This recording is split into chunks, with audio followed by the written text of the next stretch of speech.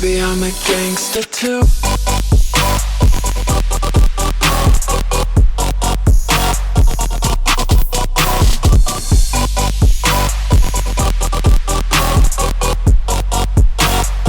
Baby, I'm a gangster too. Hi babes, and welcome back to Kisses and Chaos. It's your host Lucy. I'm so excited to be here for another solo episode. Today we're going to be talking about twin flames, soulmates, and trauma bonds.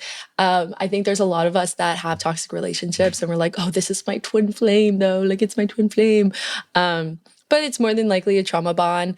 There's been so many relationships of mine that I thought were twin flames, and then I met a twin flame and I was like, oh, this is not that. This is very, very different. A twin flame is a kind of love that literally rearranges your whole entire life.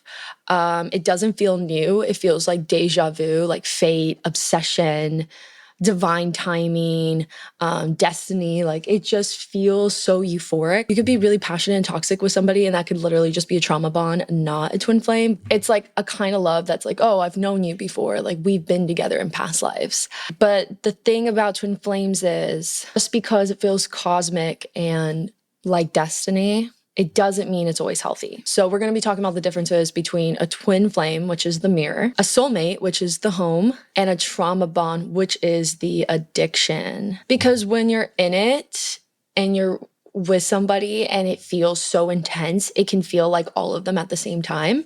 I think I've had one true twin flame. Definitely one I 100% know. It took years for us to leave each other apart, like 4 years, and we are extremely toxic together, and it was very, very rough. And when I met her, it just felt like home immediately. Like, I always had deja vu with her. I was always like, oh, this is my person. Like, we had this euphoric connection. And I think with my last relationship with no contact, I always kind of maybe thought she was a twin flame. But the more I dug into learning about twin flames, I'm like, oh no, I just think that that was a trauma bond and a toxic relationship. Like, I think I've had one true twin flame.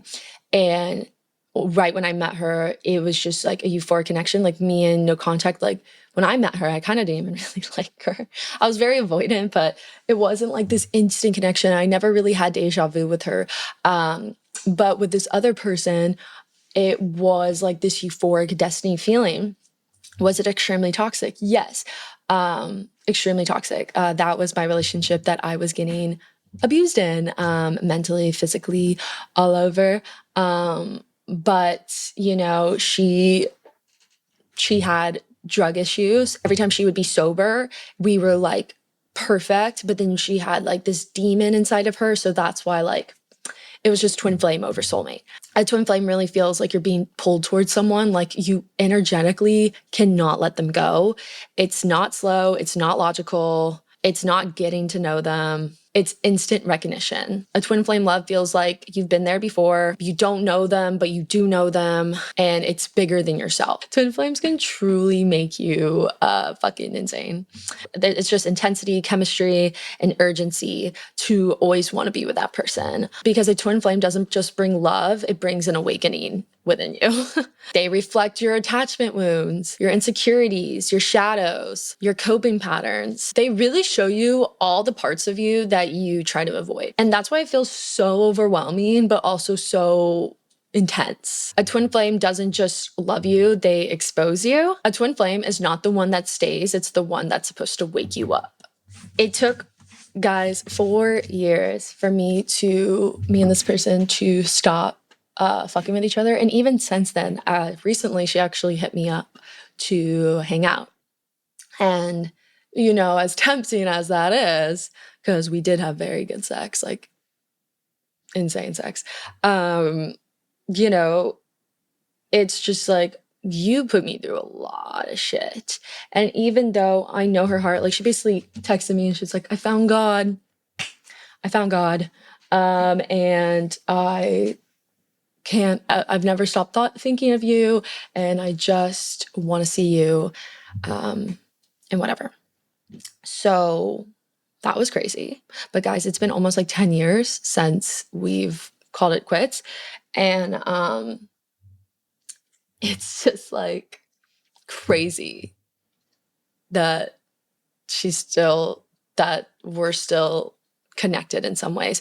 And even after those 4 years, we still always checked on each other. It was like a whole thing, and we always like wanted to see each other. But I think we both knew it wasn't right, and like what we needed in each other was done. You know, like we learned what we needed from each other. Like she put me through fucking hell. But she did make me grow backbone and have more respect for myself. But with a soulmate is not supposed to be loud. It's not unsteady, and it's not chaos. A soulmate feels like I can breathe here. I'm safe. My nervous system is calm. Don't have to perform. I don't have to worry. Soulmate love is very gentle and warm and nurturing and safe and grounded. And it grows in the light and not in fire. If the twin flame is the lesson, then the soulmate is the after. The soulmate is the one that you meet when you're ready. When you stop abandoning yourself, you've learned your boundaries, you've been through all your lessons. Your soulmate is the love that begins when the war inside of you ends. Now a trauma bond, which I'm going to say a lot of our toxic relationships are trauma bonds, not a twin flame. Even though it sounds better, you know, you're like, but they're my twin flame. They're probably not though. And my twin flame was years ago, and I don't have a soulmate yet, but I honestly truly think it's because I haven't really learned my lessons, like my boundaries and stuff. Like sometimes I just take people back that hurt me and cross my boundaries all the time because I believe in who they really are. That's a problem that I've had for a really long time, is just, you know, seeing who they can be if they didn't have all these traumas, and if they fixed themselves. But that's not who they are now. And it's just like a lesson that has been really hard for me to learn.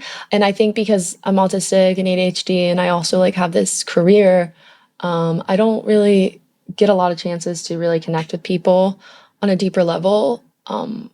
So I think that's why I hold on for so long, because it's very rare for me to really, really love somebody, even though everybody would say differently because they say I'm a serial dater, but to be honest, truly not. I have just dated in my 28 years.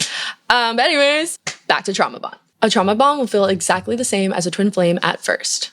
There's instant connection, addictive, obsessive, highs and lows. It's formed when the relationship is super inconsistent. There's a lot of push and pull. Your nervous system is constantly activated. It feels like you have to earn love or approval. You crave soothing after the chaos, adrenaline with attraction, anxiety with passion, and familiarity with destiny. The reason why a trauma bond feels like fate is because your nervous system is recognizing a pattern, not the person, the pattern. If you grew up in emotional chaos, or that is all you've ever known as love, like in your relationships, like I was very fortunate to have amazing parents and have a great home life. But from a very early age, I had very toxic relationships because I was dating people who came from very, very broken homes and had addiction issues and anger issues. So I chose that. So that's, you know, that emotional chaos, you know, I've learned. Inconsistency is going to feel like home if that's all you've ever known. And a trauma bond doesn't feel wrong. It feels familiar. It feels like home. And a soulmate will usually feel boring to a lot of people that are so used to emotional chaos. And that is something that I'm trying to fix. It's so hard when your Venus is in Aries, because why did it have to be in Aries? Why couldn't I have Taurus or something, you know, and just be chill and want to chill love? But no, I want exciting and passionate. But my therapist is like, Luci, just because it's stable doesn't mean it has to be boring. And I was like, okay, Andrea, thank you. But that is why we stay, because it feels so familiar. It feels like home. And that's why we chase it, and why the breakups feel like fucking death. And you feel withdrawal. And that's why when you go through a breakup with a trauma bond or a twin flame, it's going to feel like a withdrawal, not just a normal breakup. When I've gone through some of my breakups, I have been so fucking emo. Oh my God, if it's in the trauma bond, game over. Oh my God, and my twin flame, that was probably the roughest. But you want to know why it was so rough? So the reason why me and her broke up last, like what was the final straw, was we were living together, and I woke up and all her stuff was gone from our place. And I found out she was dating somebody else who had drugs. Yeah. And that's when I was like, and I still was begging for her back. I was begging for her back. I was like, please, I love you. That was probably one of the worst breakups of my life. I literally felt like I was dying. I moved back in with my parents. I needed to be nurtured and cared for. And it took me years to get over her, honestly. That's why when she's trying to come back now, I'm like, oh, no. Don't want to go down that road. I just dealt with someone, like, no contact. I just dealt with somebody, you know, who really reminded me of my twin flame. And sometimes, I don't know. I guess no contact wasn't my twin flame. Maybe it really was just a trauma bond. Because, like, when you say twin flame, it just feels nicer, you know? Okay, so now that we know what individual one is, trauma bond, soulmate, twin flame, how do we tell the difference? Because Jesus Christ, it is hard. So we'll start with twin flame. So the emotion that you feel with a twin flame is intense. Your nervous system, activated. The pace you go is fast and magnetic. The lesson is awakening. And the feeling is, I know you. I've met you before. Now, a soulmate. The emotion is deep. Nervous system is regulated. The pace you guys go is slow and growing. The lesson is belonging. And the feeling is, I trust you. How nice would that be? That's like kind of what I've realized lately is like, damn, I just want to trust my partner. I don't want to have any fucking worry anymore. I'm so tired of dating these people. You know, these cheaters and these serial cheaters and these people that just don't know how to treat somebody right. It's hard, and I get it. There's a lot of unhealed people out there, and hell, I haven't been the best girlfriend sometimes, but if you keep doing it, you keep fucking putting people through emotional trauma, it's just like, fix yourself, bitch. Anyways, a trauma bond. It's going to be very similar to twin flame. So the emotion that you're going to feel is intense. Your nervous system is dysregulated, which is different than twin flame, which was activated. The pace is on and off again, that roller coaster, that breaking up, getting back together, breaking up, getting back together. The lesson is a survival pattern. Feeling is, I can't lose you. That is rough. And if you're sitting here and you're like, me, because with no contact, I never was like, oh, I can't lose her or I'm not going to be okay. Trauma bonds don't always feel like that. Sometimes they feel like, I don't even want you like that, but something inside of me keeps me going back to you. Because that was me. There's two main trauma bond experiences. I think I had more of the quieter one in that relationship. I've definitely have been in relationships where I was like, I cannot fucking lose you or I will die. But there's trauma bond one, which is like the more intense, emotional, dramatic one where you're like constantly crying, clinging, obsessive attachment, fear of abandonment, feeling like you're gonna die if this person leaves you or if the relationship ends. And then there's trauma bond number two, which is what I think I experienced with no contact. I'm not afraid to lose you, but I'm addicted to this cycle. And I stay because I feel like our story is unfinished. I stay because my ego wants that validation.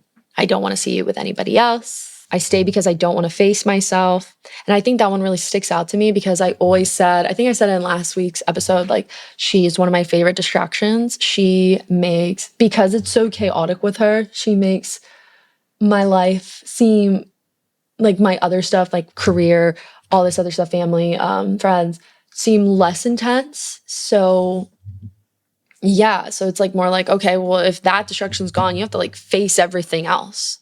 You don't have that distraction anymore. And I think you can be in a trauma bond and be afraid of like losing the fantasy and the potential and the promises and the emotional storyline. Like, it's like a trauma bond through meaning and not through emotion. Because like I said, I wasn't addicted to her. I was addicted to who I thought she would become if she worked on herself.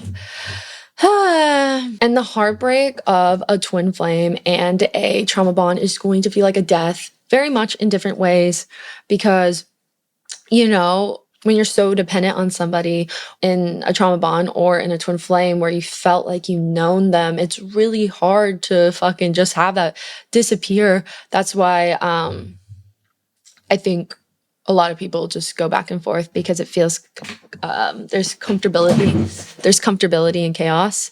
And I think that that's something a lot of us have to unlearn. There needs to be that death in twin flames and trauma bonds because your soulmate will never come. And a rebirth is when a soulmate love becomes possible. It comes after the chaos is burned through, your identity collapses, your attachment wounds unravel, and you finally come home to yourself and you start pouring that love into yourself. And when you know yourself, when you pour that energy that you were so desperately giving to this other person trying to make this trauma bond or this twin flame work, and you give it to yourself. You stop choosing fire over warmth just because it feels more exciting.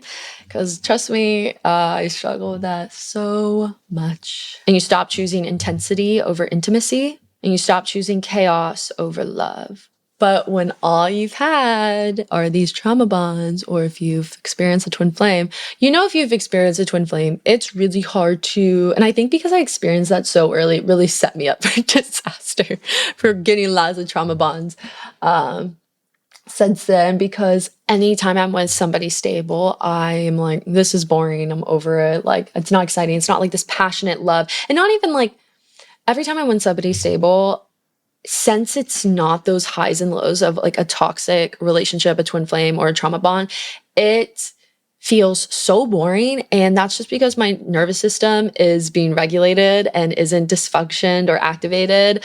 And that is going to take me some time to learn, because intensity and a connection and chemistry isn't love. Okay, so now that we've gone over emotion and how you're going to feel on the inside, we need to talk about what your body is going to feel like when you meet 3 of these connections. A twin flame, when you feel it, it's going to feel like your heart is racing, emotional intensity, and it's going to feel like, I recognize you and I need you to understand this. A soulmate in your body, it's going to be a lot of deep breathing, warmth in the chest, and grounding presence. Feels like, I am safe with you, I trust you. A trauma bond, it's in your body, is going to feel like a lot of tension, anxiety, fear, overthinking, and it's going to feel like, why can't I walk away? And that's how I think I've discovered that I've had a trauma bond with no contact. If your body feels in danger, it's not love. And if your body feels relaxed, that's love. But anyways, guys, that is my little mini episode about twin flames, trauma bonds, and soulmates. I hope that this helped somebody out there kind of realize who that person was for you. Because most likely, if it's toxic, it's probably a trauma bond. But twin flame sounds nicer, so I totally get it. Because yeah, it sounds cuter. So if you're listening to this and you're thinking about someone specific, you're not crazy. You didn't imagine the connection. You didn't make up the meaning. You didn't love wrong. You loved deeply with your whole soul. But now you got to give that love to yourself, because are you ready for your soulmate? Because I'm ready for my fucking soulmate. Like, where's she at? Please be hot and tall, please. But yeah, I know we're all ready for a soulmate love, because I want that. I want that, but I need to heal first. I need to heal. I know you guys probably want to know more about me in no contact. I'll make an episode about it eventually, just not right now. I just don't want a lot of drama right now. I am making music and I just feel, I know I'm going to go through like the 5 stages of grief, but I just feel really happy right now because I'm making the best music I think I've ever had in my entire career. And I feel good and I don't want any more distractions, but I honestly, I haven't looked at her stuff in like a week and I just don't even care to.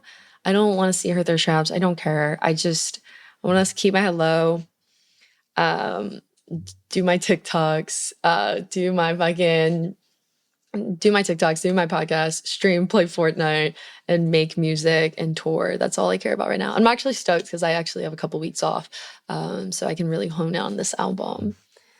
But yeah. I love you guys all so much. This is Kisses and Chaos. Don't forget to rate, subscribe, and like the podcast. And yeah, love you guys all so much. Bye. Baby, I'm a gangster too.